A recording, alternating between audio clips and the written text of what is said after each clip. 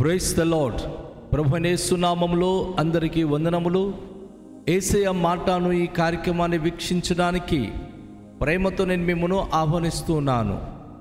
ఉదయకాలములో లూకా సువార్త 11వ అధ్యాయము 33వ వచనం నుండి 36 వచనాలు ఈ దినాన మనము ధ్యానించుకుందాం. ఎవడును దీపం వెలిగించి చోటునైనను కొంచెము క్రిందనైనను పెట్టడు గాని లోపలికి వచ్చు వారికి వెలుగు కనబడుటకు దీపస్తంభము మీదనే పెట్టును. నీ దేహమునకు దీపము నీ కన్నే గనుక నీ కన్ను తేటగా ఉంటే నీ దేహమంతయు వెలుగుమయమై ఉండును. అది చెడినదైతే నీ దేహమును చీకటిమయమై ఉండును. కాబట్టి నీలో నుండి వెలుగు చీకటి అయి ఉండకుండా చూచుకొనుము. ఏ భాగమైనను చీకటి కాక నీ దేహమంతయు వెలుగుమయమైతే దీపము తన కాంతి వలన నీకు వెలుగిచ్చినప్పుడు ఎలాగుండునో అలాగే దేహమంతయు వెలుగుమయమై ఉండునని చెప్పెను. ప్రియదేవుని యొక్క బిడలారా, ప్రభువైన యేసుక్రీస్తు వారు మానవ జీవితం ప్రకాశవంతంగా ఉండడానికి, ఒక పవిత్రమైన స్వచ్ఛమైన జీవితం జీవించడానికి ఏం చేయాలో ఈ యొక్క వచన భాగంలో ఆయన మనకు స్పష్టంగా తెలియచేస్తూ ఉన్నాడు. సో ప్రియ దేవుని యొక్క బిడలారా, ఈ వచనాలు మనం చదువుతున్నప్పుడు యేసు ప్రభు వారి యొక్క దీపానికి మన జీవితానికి ఎంతో ముడిపెట్టి అద్భుతమైన లోతైన సత్యాన్ని వివరిస్తున్నాడు. బైబిల్ చెప్తుంది, ఎవడును దీపం వెలిగించి చోటునైనను కొంచెం కింద నేను పెట్టడు కానీ లోపలికి వచ్చి వారికి వెలుగు కనబట్టకు దీపస్తంభం మీదనే పెట్టును. సాధారణంగా మనం దీపం వెలిగించినప్పుడు మన ఇల్లంతా వెలుగుమయం ఉండాలని మనం కోరుకుంటున్నాం. అలాగే ఒక మనిషి జీవితం కూడా దేవుని సన్నిధిలో వెలిగించబడాలి. ఆయన అనేకులకు వెలుగునిచ్చే బిడగా ఉండాలని యేసయ్య తెలియచేస్తూ ఉన్నాడు. సాధారణంగా ఒక మనిషి జీవితము ఒకళ్ళ దేవుని వాక్యం ద్వారా వెలిగించబడిన తర్వాత ఆ వ్యక్తి గనుక దాచుకొని తనను తాను ఒకవేళ గనుక తను భయపడుతూ ఆయన కేవలము చాటున ఉండడానికి ప్రయత్నిస్తే దాని ద్వారా ఏమి లాభము? దీపము వెలిగించిన తర్వాత ఎలా అయితే దీపస్తంభం మీద పెడతారో, ఒక మనిషి దేవుని యొక్క వాక్యం ద్వారా వెలిగించబడి ఒక మనిషి ప్రభును నమ్మిన తర్వాత తనలోనికి దేవుడిచ్చిన వెలుగును, ఆ ప్రకాశవంతమైన కాంతిని తను అనేకులకు కనుపరచువాడై ఉండాలి. అనేక మంది జీవితానికి ఆయన ప్రకాశవంతంగా చేయగలిగిన వాడై ఉండాలి.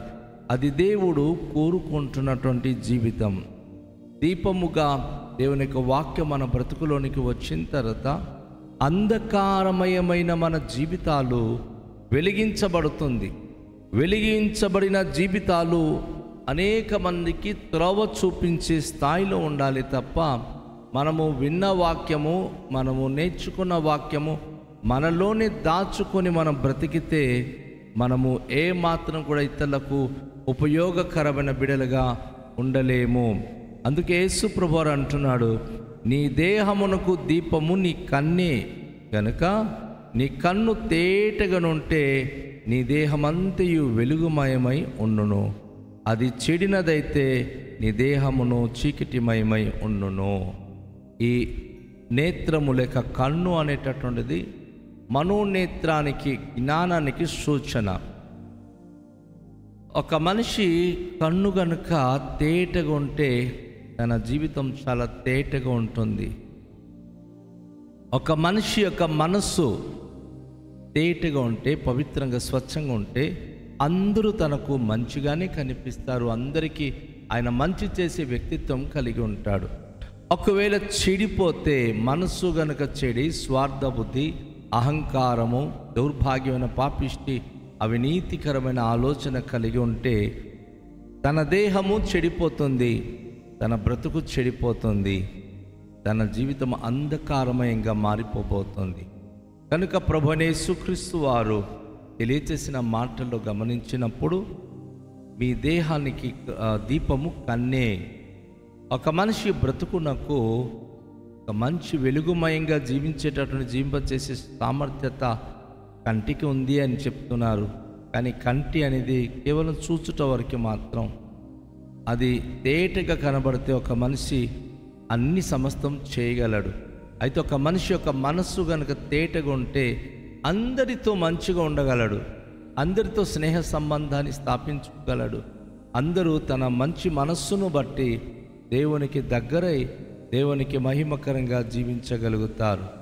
నా ప్రియ సహోదరి సహోదరుడా, ఈరోజు మరి ఒక దీపము కన్నే గనుక అని ప్రభువైన యేసుక్రీస్తు చెప్తా ఉన్నారు కదా. మన జీవితానికి దావీదు భక్తుడు అంటాడు, నీ వాక్యము నా పాదములకు దీపము అని. యాక్చువల్లీ దేవుని యొక్క వాక్యము వెలుగు, దేవుని యొక్క వాక్యము చీకట్లో అది మనకు త్రోవ చూపించేది. ఒక మనిషి జీవితాన్ని వెలిగించ కూడా దేవుని యొక్క వాక్యము. ఆ వాక్యాన్ని బట్టి ఎవరైతే వెలిగించబడుతున్నారో వారి బ్రతుకు తేటగా ఉంటుంది.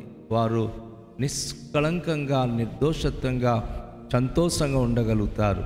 అదే గనుక మనసు చెడిపోతే వాక్యం అంగీకరించరు. దేవుని మాటలు వారు విమర్శించి వారు దేవుని యొక్క వాక్యానికి దూరంగా ఉంటారు. అప్పుడు వారి బ్రతుకు కూడా చీకటిమయంగా ఉంటుంది. ఎందుకంటే దేవుని యొక్క వాక్యము ద్వారా ఎవరు వెలిగించబడుతున్నారో వారి బ్రతుకు వెలుగుమయంగా ఉంటుంది. వాక్యాన్ని విడిచిపెట్టి ఎంతమంది చీకట్లో జీవిస్తున్నారో, పాపిష్టి పనులు, పాపిష్టి కార్యాలు, ఈ లోక సంబంధమైన బ్రతకడానికి ఇష్టపడుతున్నారో వారి జీవితాలను చెడిపోయి దౌర్భాగ్యమైన స్థితిలోనికి ఉంటుందని దేవుని యొక్క వాక్యం మనకు తెలియచేస్తూ ఉంది. కాబట్టి నీలో నుండి వెలుగు చీకటి అయి ఉండకుండా చూచుకొనుము.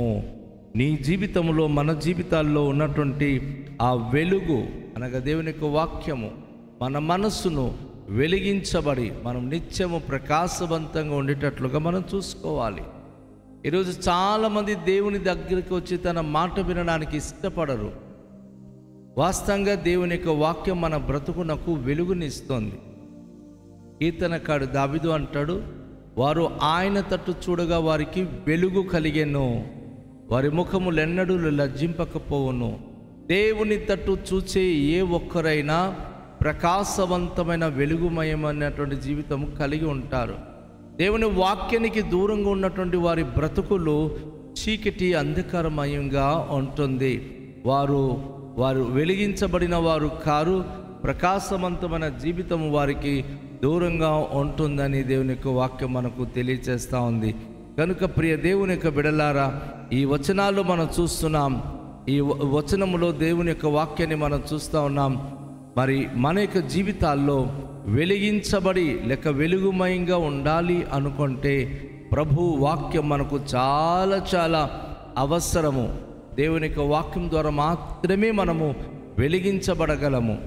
సో దేవుని యొక్క వాక్యము మనల్లో ఉండేటటువంటి వెలుగై ఉంది, అది ఉండేటట్లుగా చూసుకోవాలి. కాబట్టి నీలో ఉండు వెలుగు చీకటి అయి ఉండకుండా చూసుకున్నాము అని యేసే చెప్పారు.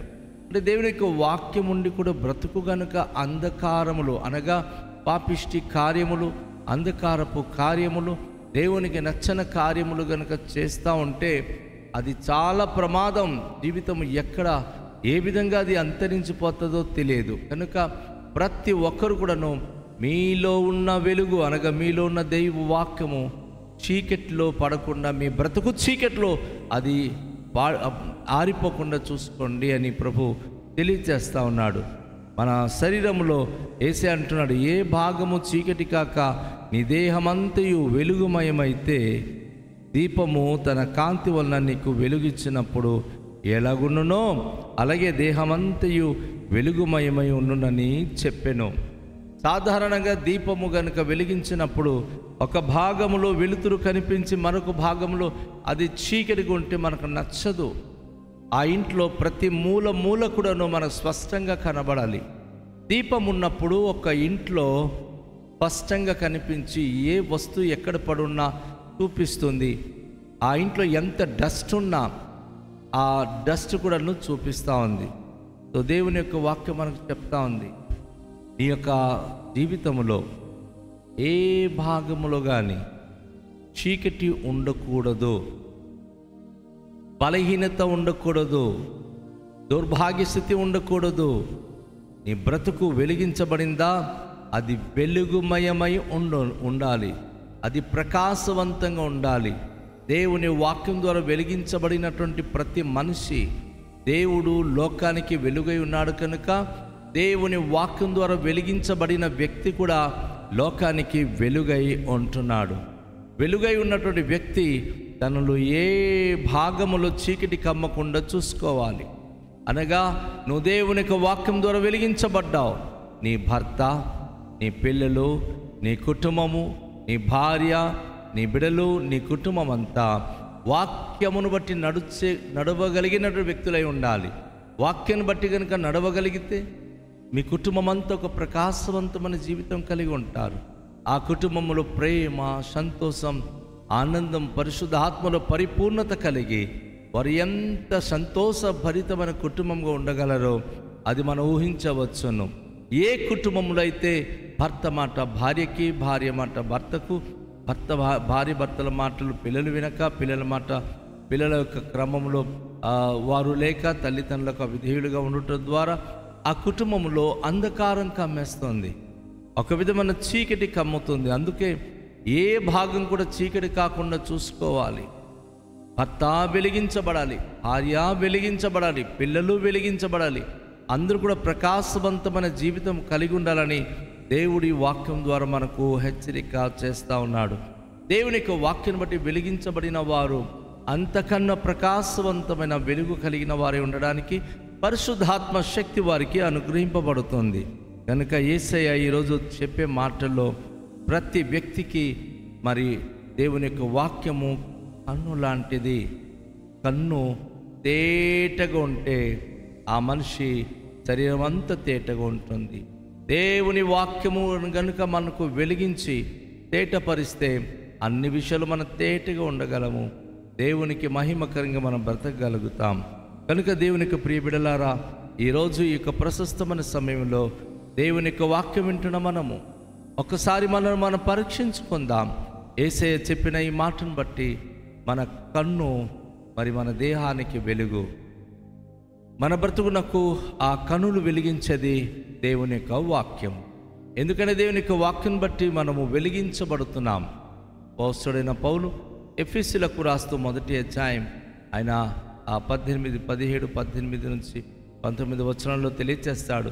మీ మనోనేత్రములు వెలిగించబడినందున అని పదాలు వాడుతున్నాడు.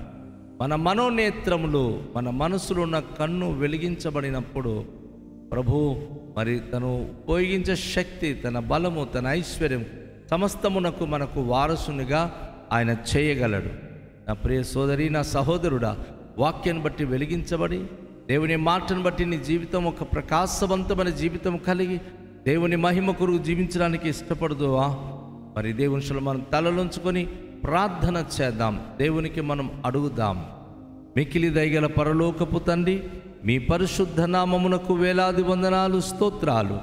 ప్రభువాయి ఉదయకాశమంలో మీరు మాతో మాట్లాడిన అమూల్యమైన మాటల కొరకు కృతజ్ఞతలు చెల్లిస్తున్నాం.